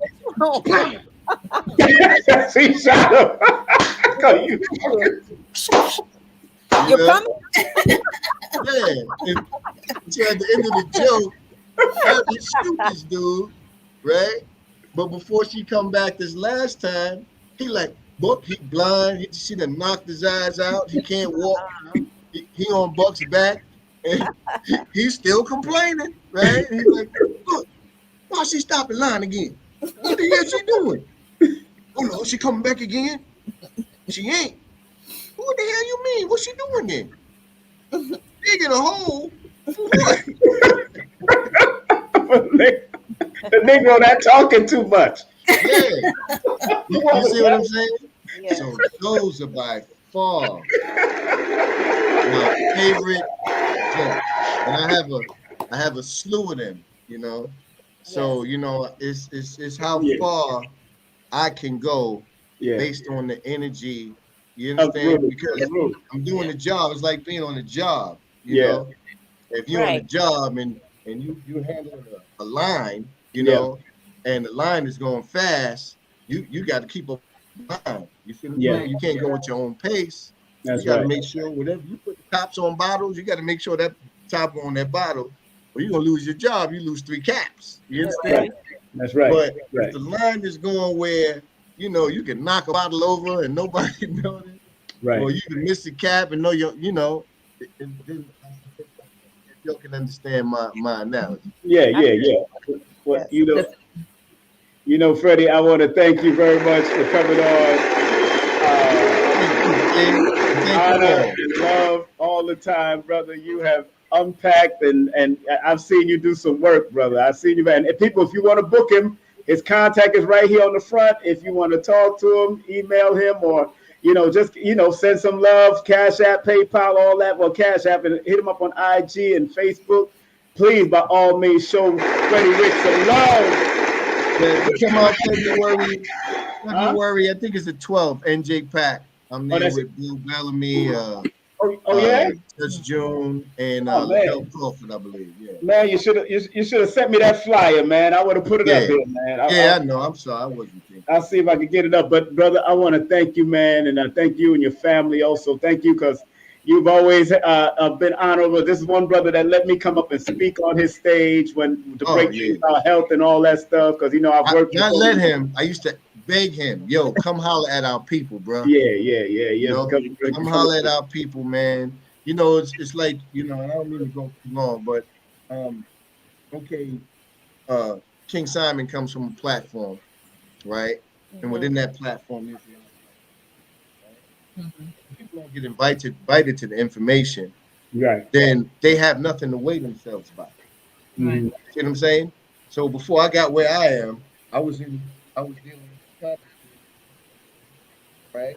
And I would do certain things and I would see, and then I ran into something that I felt like was more for me, right? Mm-hmm. But I wouldn't be able to be as concrete had I not weighed in the balance, what works for me. It's like I weighed politics and you understand? Right. So yes, man, I love it when you and he would come in a restaurant, as a matter of fact, the only restaurant in Brooklyn that either one of us would really feel really comfortable about even eating, partaking of the food. King is very particular about what he eats, and so to be able to even say the things that he would say and on that platform, to our people about what they're eating. You see, it's very important. So absolutely.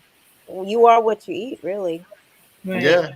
We hear that phrase all the time because your food intake is your medicine, and it's what keeps up the mindset keep going, the brain cells keeps going. Absolutely. So thank you for that. And if you consuming the wrong foods, what you eat spiritually will be affected as well. 100%. Your food can either be your medicine or your poison, right? Spiritually or physically. You are absolutely right. Thank you. Sensei, if I ever see you on the street, I'm gonna be like, you then. Why? You're that Haitian Kung Fu chick, huh? That's fine. I will come to you. Karate kid, just like that. I'll fight you black rice style.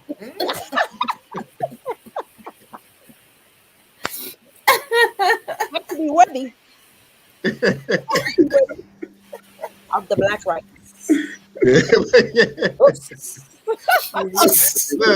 Look, you get into that, I'd be like, what's that then? You'd be like, black rice meditation, you bastard.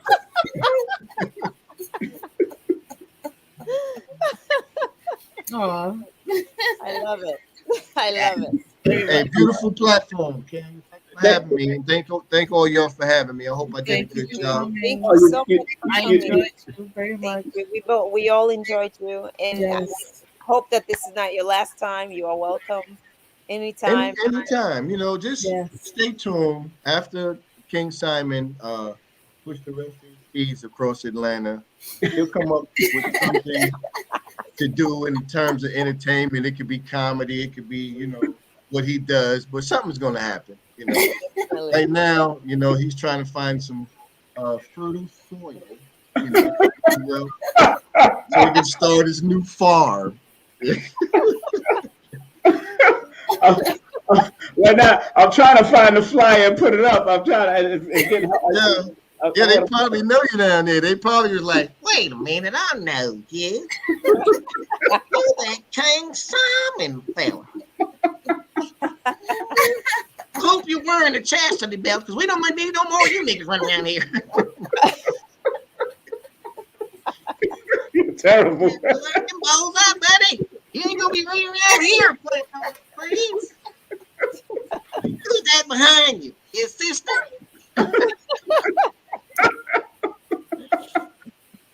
side of the family, may I ask? Never mind. On the Packard Never side. mind. You're a Simon. It doesn't matter. There's 80 million of you. Good Lord, you are a small army, aren't you? Oh, that's funny. Are you trying to put up his flyer? Yes. Okay. Oh, yes. Well, in the meantime, Yes.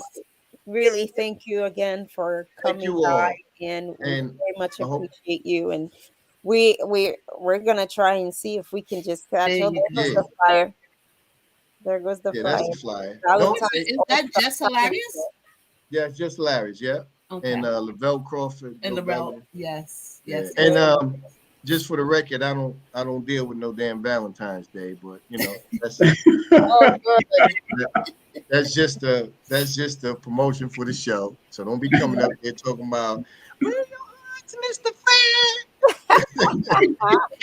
You ain't got no Cupid shirt on. don't do that.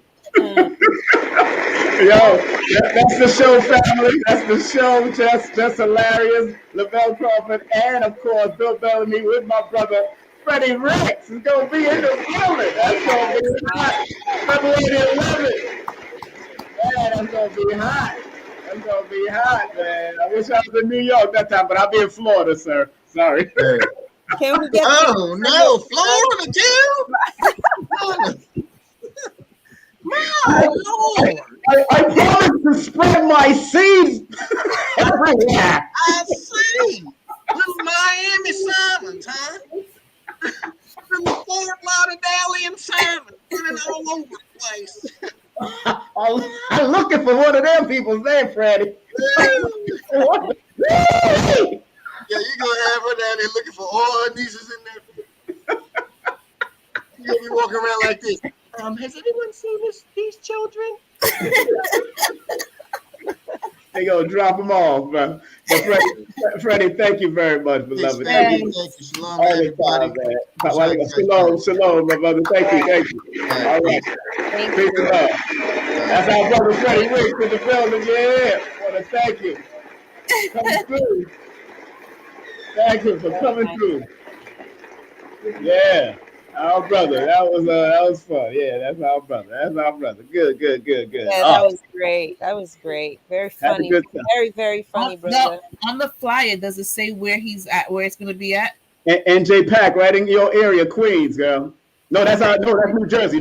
That's New Jersey. No, I'm thinking about the one in Queens, but no, that's New Jersey. NJ Pack, New Jersey Performing Arts Center. Is there a website to get those tickets? Yeah, New Jersey. More likely, Ticketmasters is better, and or NJ Pack, New Jersey Performing Arts Center. Yeah, that's gonna be fun. You know that should be. They can't get in without your cards, so I know you might have to get them little phony cards.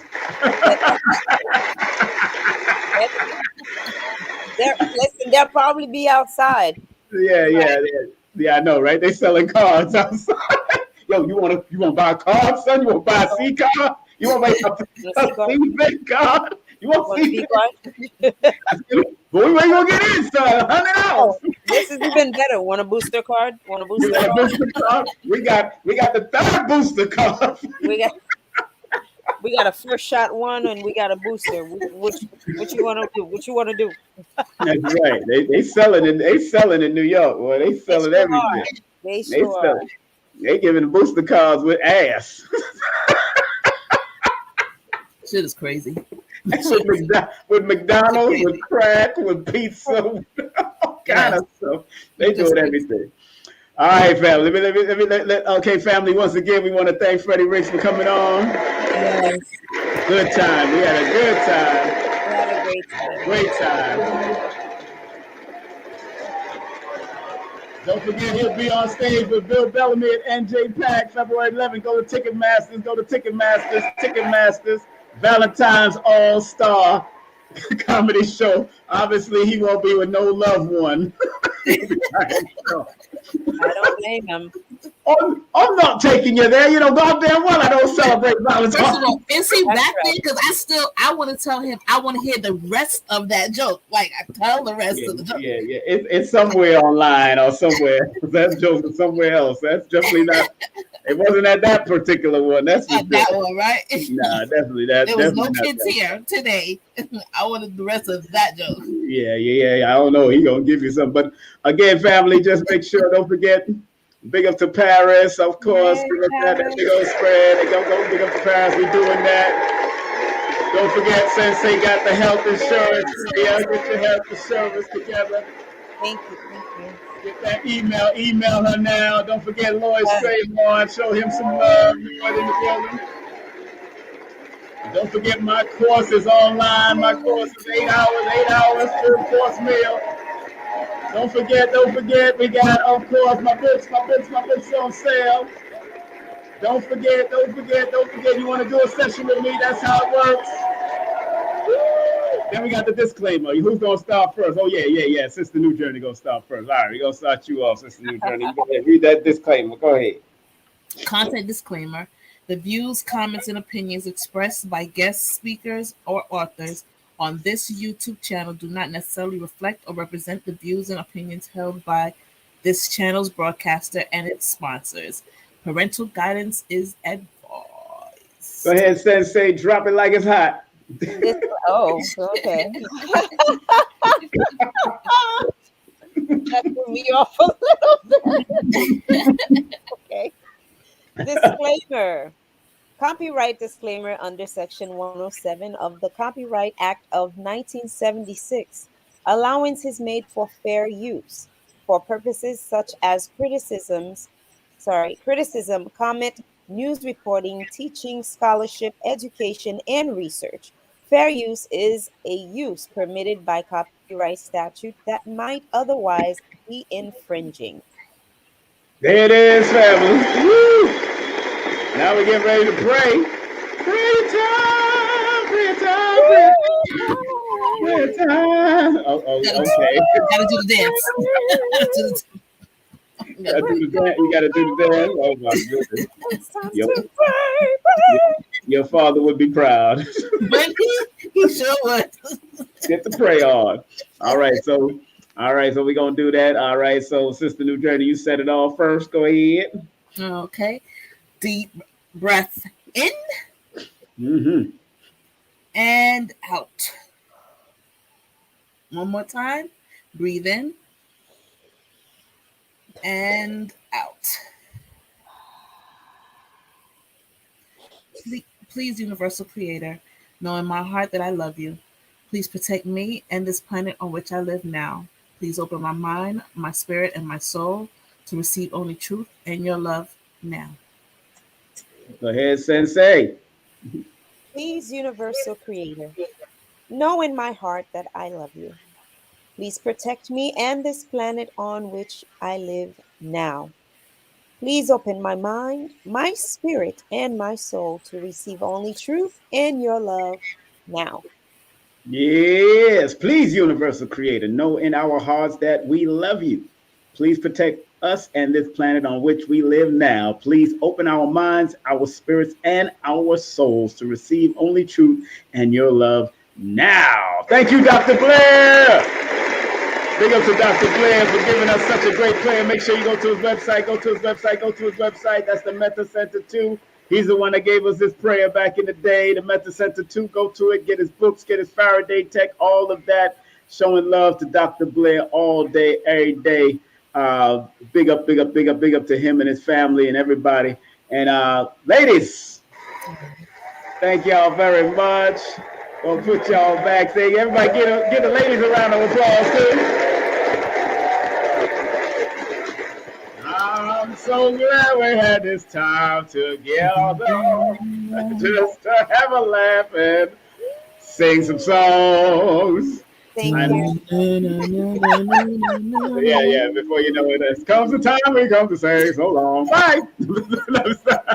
All right. Hold on one second. Put y'all backstage. Be right with y'all.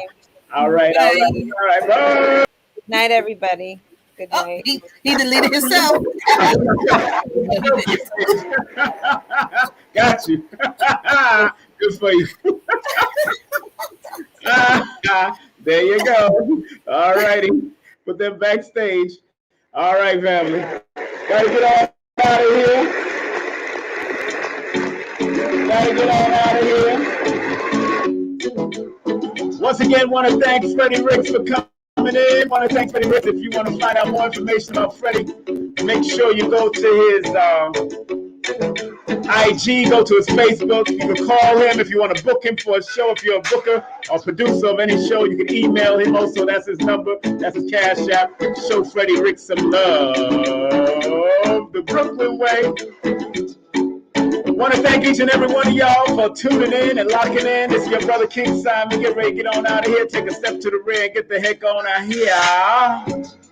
Again, family, if you want to do a numeration session with me, text me your full name and date of birth to 347-496-1022. I do have a waiting list going into end of February. I got 3 slots left in February, so I got more coming up in March. So I got a lot of people. In February, so I'm already booked up into February going into March. So hey, all right, family, you be safe out there. Take care of yourself. Take care of your family. Take care of your health. Be good. And if you can't be good, be safe.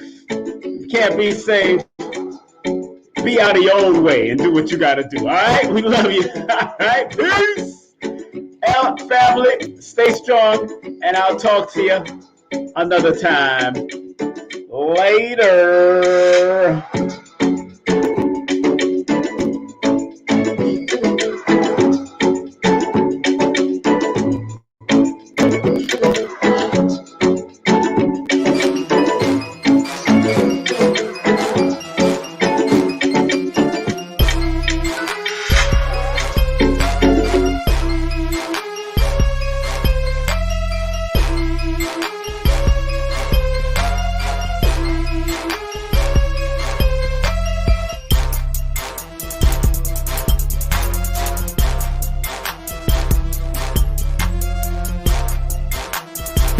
Hey, this is King Simon. Remember, make sure you go to my website, kingsimonproductions.wordpress.com. That's kingsimonproductions.wordpress.com, or Linktree at King Simon the Numero Beta. Get all 4 of my books, and of course, that's the Numerovation for Mental Stability.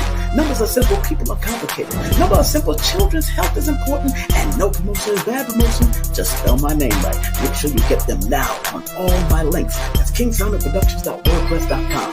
Go now.